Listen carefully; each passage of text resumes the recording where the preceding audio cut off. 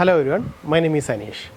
നമുക്ക് ഒരു IT placement നോക്കുന്ന ആളുകൾ, ഇപ്പോൾ especially BTech final year students, ഇപ്പം കമ്പ്യൂട്ടർ സയൻസ്, IT, അതേപോലെ AI, അതുപോലെ കമ്പ്യൂട്ടർ സയൻസ് ആൻഡ് ഡിസൈൻ, ഇങ്ങനെ പല സ്ട്രീമിലുള്ള ആളുകൾ. ഇപ്പോൾ അതുമാത്രമല്ല, ഇപ്പോൾ നമ്മുടെ ഇലക്ട്രോണിക്സുകാർ, മെക്കാനിക്കലുകാർ, ഇവരെല്ലാം IT ജോബ്സ് പ്രിഫർ ചെയ്യും. അപ്പം ഒരു IT ജോബ് കിട്ടാനായിട്ട് ഏറ്റവും എളുപ്പമാർഗം എന്ന് പറയുന്നത് ക്യാമ്പസ് പ്ലേസ്മെൻറ്റ്സ് ആണ്.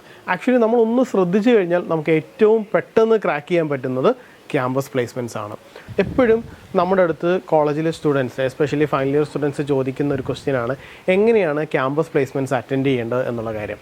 സോ ക്യാമ്പസ് പ്ലേസ്മെൻറ്റ്സിൻ്റെ കാര്യങ്ങൾ ആദ്യം അത് പല കമ്പനികളനുസരിച്ചിട്ട് ആദ്യത്തെ ഫിൽറ്ററിങ് പല രീതിയിലായിരിക്കും. ഇപ്പോൾ for example 7 CGPA and above, അല്ലെങ്കിൽ 6.5 CGPA ആൻഡ് എബോവ്, അങ്ങനെയുള്ള പല ക്രൈറ്റീരിയ അനുസരിച്ചിട്ട് ആദ്യത്തെ ഒരു ഫിൽറ്ററിങ് അവർ നടത്തും.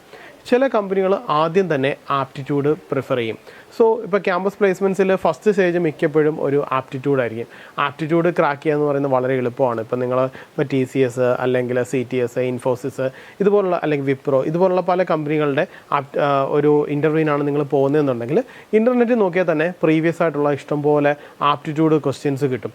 അത് നിങ്ങൾക്ക് പ്രോപ്പറായിട്ട് നിങ്ങൾക്കൊന്ന് പ്രാക്ടീസ് ചെയ്ത് കഴിഞ്ഞാൽ നിങ്ങൾക്ക് ആപ്റ്റിറ്റ്യൂഡ് ക്ലിയർ ചെയ്യാൻ പറ്റും. ആപ്റ്റിറ്റ്യൂഡിൻ്റെ കൂട്ടത്തിൽ തന്നെ മാത്തമാറ്റിക്കൽ പ്രോബ്ലംസ് കാണും, ലോജിക്കൽ റീസണിങ്, ഇതുപോലുള്ള കാര്യങ്ങളുടെ അതിനകത്ത് അവർ ഇൻക്ലൂഡ് ചെയ്യും. സോ ഇത് എന്തിനാണെന്ന് വെച്ച് കഴിഞ്ഞാൽ കൂടുതലും സർവീസ് ഓറിയൻറ്റഡ് കമ്പനികൾ, അതായത് TCS പോലുള്ള സർവീസ് ഓറിയൻറ്റഡ് കമ്പനികൾ, ഇൻഫോസിസ് അതുപോലുള്ള സർവീസ് ഓറിയൻറ്റഡ് കമ്പനികൾക്ക് അവരെപ്പോഴും പ്രിഫർ ചെയ്യുന്നത് നല്ല ലൈക്ക് ഒരു പ്രോഗ്രാമിംഗ് സ്കിൽസിനെക്കാട്ടി ഉപരി ലോജിക്കൽ സ്കിൽസ് ഉള്ള സ്റ്റുഡൻസിനെയാണ്. സോ അതുകൊണ്ടാണ് ആപ്റ്റിറ്റ്യൂഡിന് ഏറ്റവും കൂടുതൽ അവർ ഇമ്പോർട്ടൻസ് കൊടുക്കുന്നത്. ആപ്റ്റിറ്റ്യൂഡ് കഴിഞ്ഞ് കഴിഞ്ഞാൽ മിക്ക ഇതിൻ്റെയും അടുത്ത ഫേസ് എന്ന് പറയുന്നത് ഗ്രൂപ്പ് ഡിസ്കഷനാണ്. ഗ്രൂപ്പ് ഡിസ്കഷനിൽ നിങ്ങളുടെ കമ്മ്യൂണിക്കേഷൻ സ്കിൽസ് ആയിരിക്കും ഏറ്റവും കൂടുതൽ നോക്കുന്നത്. അതായത് നിങ്ങൾക്ക് ഏതെങ്കിലും ഒരു ടോപ്പിക്ക് തരും, ആ ടോപ്പിക്കിനെ കുറിച്ച് ലൈക്ക് ഒരു ടിപ്പിക്കൽ ഒരു ഡിബേറ്റ് പോലെ അല്ലെങ്കിൽ ഒരു ഡിസ്കഷൻ പോലെ നടത്തും. ചിലപ്പോൾ ടീമായിട്ട് ഡിവൈഡ് ചെയ്തിട്ടായിരിക്കും. സോ നിങ്ങൾ എന്തുമാത്രം നിങ്ങൾക്ക് ആ ഒരു ടോപ്പിക്കിനെ കുറിച്ച് കാര്യങ്ങൾ അറിയാം, പ്ലസ് നിങ്ങളുടെ കമ്മ്യൂണിക്കേഷൻ എങ്ങനെയുണ്ട്, നിങ്ങളൊരു ടിപ്പിക്കൽ ഇൻട്രോവേർട്ട് ക്യാരക്ടർ ആണോ എന്നൊക്കെയുള്ള കാര്യങ്ങൾ ചെക്ക് ചെയ്യുക എന്നുള്ളതാണ് ഈ പറഞ്ഞ ലൈക്ക് GDയുടെ ഉദ്ദേശം. GDയിൽ മെയിനായിട്ടും അവർ ഫോക്കസ് ചെയ്യുന്നത് തന്നെ നിങ്ങളുടെ കമ്മ്യൂണിക്കേഷൻ ആയിരിക്കും. നിങ്ങൾ ലൈക്ക് ഏറ്റവും ഇമ്പോർട്ടൻ്റ് ആയിട്ട് മനസ്സിലാക്കേണ്ടത് പ്രോപ്പറായിട്ടുള്ള ഇംഗ്ലീഷ് കമ്മ്യൂണിക്കേഷൻ സ്കില്ല് ഒരു മസ്റ്റായിട്ടുള്ള ഒരു ഘടകം തന്നെയാണ് നമ്മുടെ ഈ ഒരു ഇൻ്റർവ്യൂ പ്രോസസ്സിൽ. സോ ഗ്രൂപ്പ് ഡിസ്കഷൻ, ഇപ്പോൾ ചില പ്ലേസ്മെൻറ്റ് ഡ്രൈവിൽ ഗ്രൂപ്പ് ഡിസ്കഷൻസ് കാണാറില്ല. ആപ്റ്റിറ്റ്യൂഡ് കഴിഞ്ഞാൽ തന്നെ നേരെ ഇൻ്റർവ്യൂയിലേക്കായിരിക്കും. ചില കമ്പനികളുടെ ആണെന്നുണ്ടെങ്കിൽ ടെക്നിക്കലും HR റൗണ്ടും കൂടെ ഒന്നിച്ചായിരിക്കും. ചില കേസിൽ ടെക്നിക്കൽ റൗണ്ടിലായിരിക്കും അടുത്ത് കഴിഞ്ഞിട്ടായിരിക്കും HR റൗണ്ടിലേക്ക് പോകുന്നത്.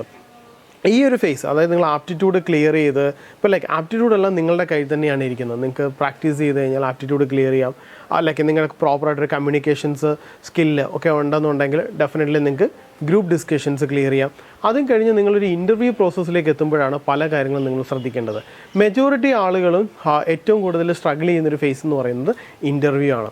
ഇപ്പം ലൈക്ക് HR ഇൻ്റർവ്യൂ ഉണ്ട്, ടെക്നിക്കൽ ഇൻ്റർവ്യൂ ഉണ്ട്. ചില കേസിൽ ഞാൻ നേരത്തെ പറഞ്ഞു ചില കമ്പനികൾ രണ്ടും കൂടെ ഒന്നിച്ച് നടത്താറുമുണ്ട്. ഇനിയും ടെക്നിക്കൽ അല്ലെങ്കിൽ HR റൗണ്ടിലേക്ക് നിങ്ങൾ പോകുമ്പോൾ ആദ്യം തന്നെ നിങ്ങൾക്ക് വരുന്ന ക്വസ്റ്റ്യൻ എന്ന് പറയുന്നത് tell something about your self എന്നുള്ള ഒരു ക്വസ്റ്റ്യൻ ആയിരിക്കും. അതിൽ പല ആളുകളും പ്രോപ്പറായിട്ടായിരിക്കത്തില്ല മിക്കപ്പോഴും ആൻസർ ചെയ്യുന്നത്.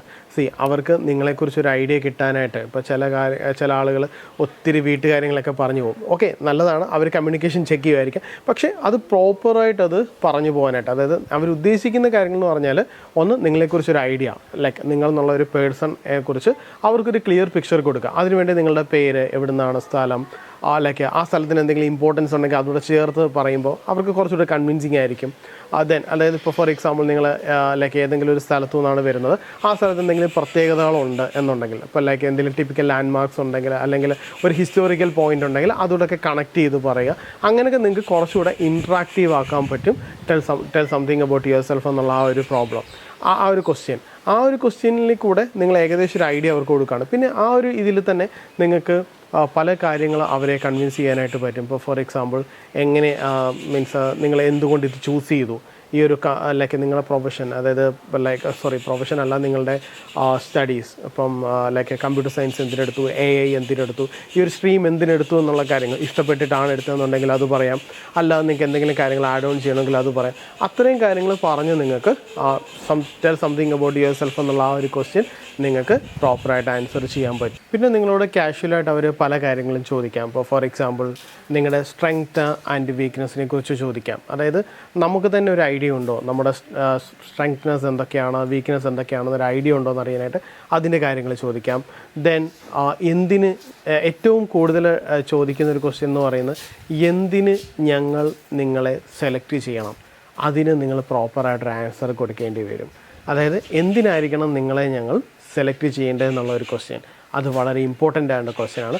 അത് പ്രോപ്പറായിട്ട് ആലോചിച്ച് അവർക്ക് കൺവിൻസിങ് ആവുന്ന ഒരു ആൻസർ നിങ്ങൾ കൊടുക്കേണ്ടി വരും. അത് അത്ര വലിയ കാര്യങ്ങളൊന്നുമല്ല, നിങ്ങളുടെ ടാലൻറ്റ് തന്നെയാണ് അതിൻ്റെ ഉത്തരവെന്ന് പറയുന്നത്. അതായത് നിങ്ങൾക്ക് പ്രോപ്പറായിട്ടുള്ള സ്കില്ലും കാര്യങ്ങളും ഉണ്ടെന്നുണ്ടെങ്കിൽ നിങ്ങൾക്ക് എന്ത് ചെയ്യാം, ആ ഒരു ടാലൻറ്റ് വെച്ച് നിങ്ങൾക്ക് ആ കാര്യങ്ങൾ പറയാനായിട്ട് പറ്റും.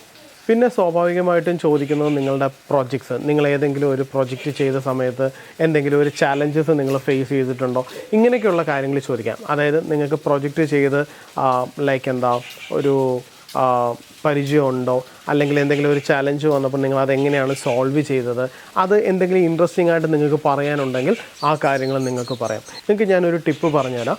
നിങ്ങൾക്ക് ഒരു പ്ലേസ്മെൻറ്റ് നോക്കുന്നുണ്ടെങ്കിൽ നിങ്ങൾ ആദ്യം ചെയ്യേണ്ട ഒരു കാര്യം എന്ന് പറഞ്ഞാൽ ധാരാളം പ്രൊജക്റ്റുകൾ നിങ്ങൾക്ക് ചെയ്തിട്ടുണ്ടായിരിക്കണം. കാരണം നമ്മൾ ഇഷ്ടംപോലെ പ്രൊജക്റ്റുകൾ ചെയ്തിട്ടുണ്ടെന്നുണ്ടെങ്കിൽ നിങ്ങൾക്ക് ആളുകളെ കൺവിൻസ് ചെയ്യാനായിട്ട് എളുപ്പമായിരിക്കും. അല്ലെങ്കിൽ നിങ്ങളോട് അവർക്കൊരു ഇൻട്രസ്റ്റ് തോന്നാനുള്ള ചാൻസ് ഭയങ്കര ഹൈ ആയിരിക്കും. ഞാൻ എപ്പോഴും സ്റ്റുഡൻസിൻ്റെ അടുത്ത് കൺവേ ചെയ്യുന്നൊരു കാര്യം എന്താണെന്ന് വെച്ച് കഴിഞ്ഞാൽ, ഇപ്പോൾ നിങ്ങൾ ഫസ്റ്റ് ഇയറിൽ നിങ്ങളൊരു കോളേജിൽ ജോയിൻ ചെയ്യുമ്പോൾ തന്നെ നിങ്ങൾ പുതിയ പുതിയ പ്രോഗ്രാമിംഗ് ലാംഗ്വേജുകളും കാര്യങ്ങളും പഠിക്കുക. അങ്ങനെ നിങ്ങൾ പഠിച്ചു കഴിഞ്ഞാൽ അത് വെച്ച് നിങ്ങൾ പ്രൊജക്റ്റുകൾ ചെയ്യുക. അപ്പം ഞാനെപ്പോഴും സജസ്റ്റ് ചെയ്യുന്ന ഇത്രയും കാര്യങ്ങളുള്ളൂ. നിങ്ങളിപ്പോൾ ഫോർ എക്സാമ്പിൾ നിങ്ങൾ ഫസ്റ്റ് ഇയറിൽ എന്തെങ്കിലും ഒരു ടെക്നോളജി പഠിക്കുന്നു, ഫോർ എക്സാമ്പിൾ നിങ്ങളൊരു റിയാക്റ്റ് പഠിക്കുന്നു, അല്ലെങ്കിൽ ഒരു ഫുൾ സ്റ്റാക്ക് പഠിക്കുന്നു. അത് പഠിച്ചത് വെച്ചിട്ട് do something for your college. നിങ്ങളുടെ കോളേജിലേക്ക് വേണ്ടി എന്തെങ്കിലും ഒരു ടിപ്പിക്കൽ ആപ്ലിക്കേഷൻ ബിൽഡ് ചെയ്യുക. അതിൻ്റെ ഒരു ഇമ്പോർട്ടൻസ് എന്ന് പറയുന്നത് ഭയങ്കര വലുതാണ്. ഇപ്പോൾ ഫോർ എക്സാമ്പിൾ നിങ്ങൾ കോളേജിലേക്ക് വേണ്ടി ഒരു ടിപ്പിക്കൽ ആപ്ലിക്കേഷൻ ഉണ്ടാക്കിയിട്ടുണ്ട്. ഞാനൊരു സിമ്പിൾ എക്സാമ്പിൾ പറയുന്നു. നിങ്ങൾ കോളേജിലേക്ക് വേണ്ടി നിങ്ങളുടെ കോളേജിലെ സെക്യൂരിറ്റി ഗാർഡിന് വേണ്ടി ഒരു ടിപ്പിക്കൽ ഒരു ആപ്ലിക്കേഷൻ ബിൽഡ് ചെയ്ത് കൊടുക്കുന്നു.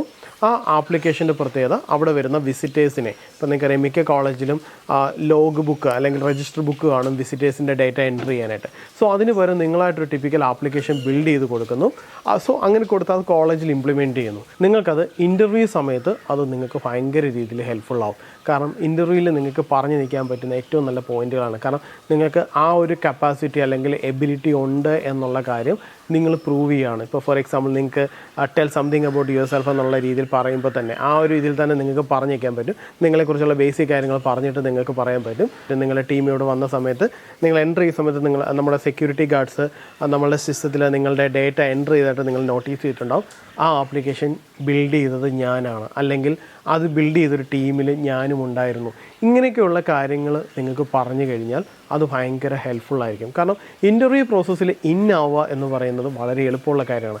അവരെ നിങ്ങൾ കൺവിൻസ് ചെയ്യുവാണ്, ഞാൻ ഇതിന് കേപ്പബിൾ ആണ്, അല്ലെങ്കിൽ ഈ ഒരു പോസ്റ്റിലേക്ക് ഞാൻ കേപ്പബിൾ ആണ് എന്നുള്ള കാര്യങ്ങൾ നിങ്ങൾ കൺവിൻസ് ചെയ്യുവാണ്.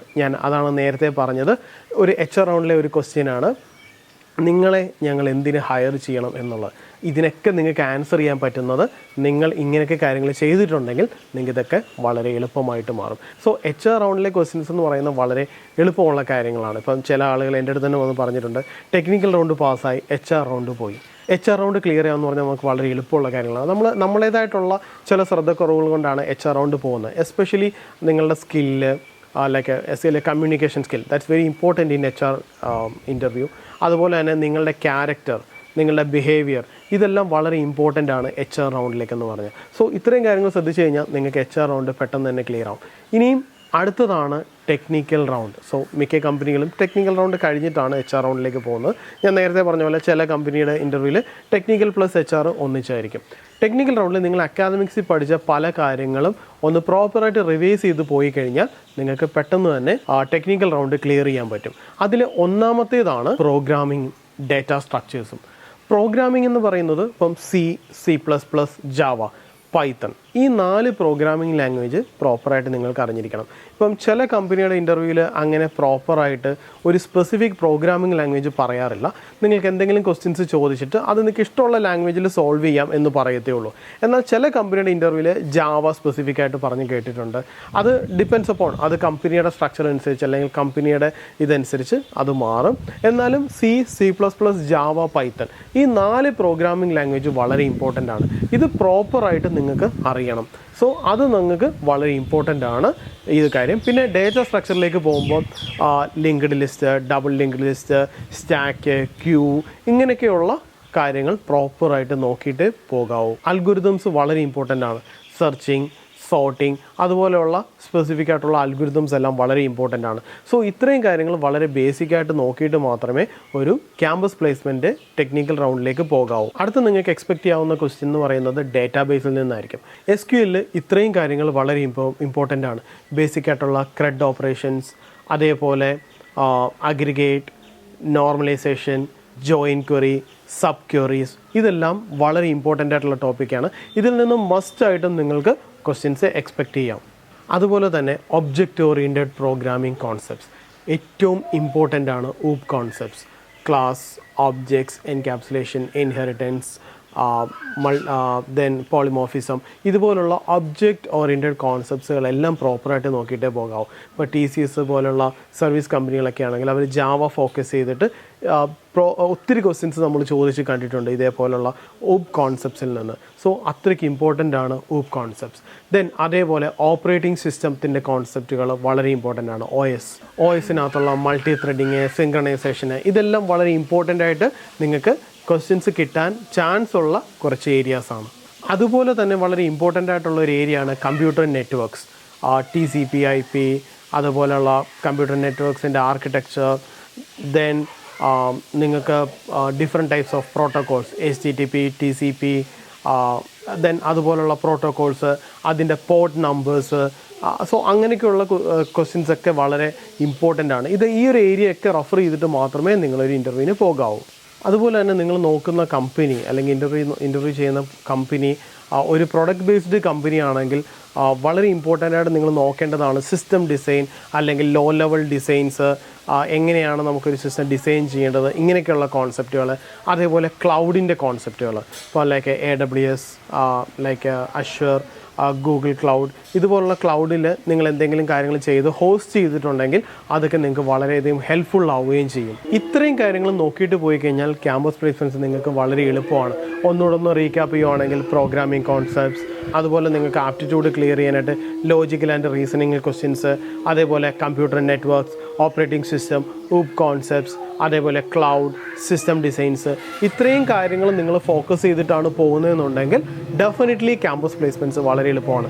കിട്ടാവുന്ന വെച്ച് ഏറ്റവും എളുപ്പം നമുക്ക് ക്യാച്ച് ചെയ്യാൻ പറ്റുന്നത് ക്യാമ്പസ് പ്ലേസ്മെൻറ്റ്സ് തന്നെയാണ്. കാരണം ക്യാമ്പസ് പ്ലേസ്മെൻറ്റ്സിൻ്റെ അത്രയും എളുപ്പമല്ല നിങ്ങൾക്ക് ഒരു ഓഫ് ക്യാമ്പസ് പ്ലേസ്മെൻറ്റ്സ് നിങ്ങൾക്ക് ക്യാച്ച് ചെയ്യാൻ.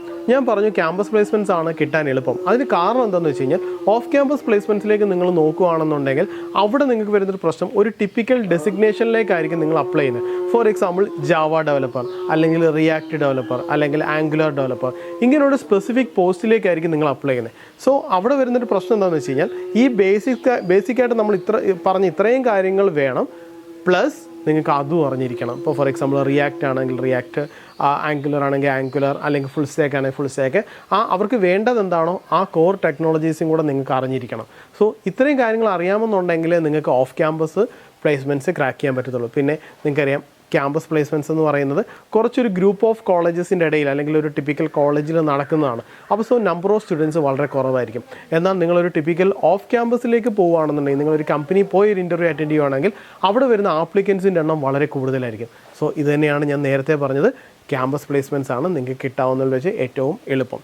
സോ ഈ ക്യാമ്പസ് പ്ലേസ്മെൻറ്റ്സ് നോക്കുന്ന ഫൈനൽ ഇയർ സ്റ്റുഡൻസ് ഇത്രയും കാര്യങ്ങളൊന്നും നോക്കിയിട്ട് പോവുകയാണെങ്കിൽ നിങ്ങൾക്ക് വളരെ എളുപ്പത്തിൽ തന്നെ ക്യാമ്പസ് പ്ലേസ്മെൻറ്റ്സ് നല്ലൊരു പാക്കേജോട് കൂടി നിങ്ങളുടെ കയ്യിലിരിക്കും. So best wishes. Thank U.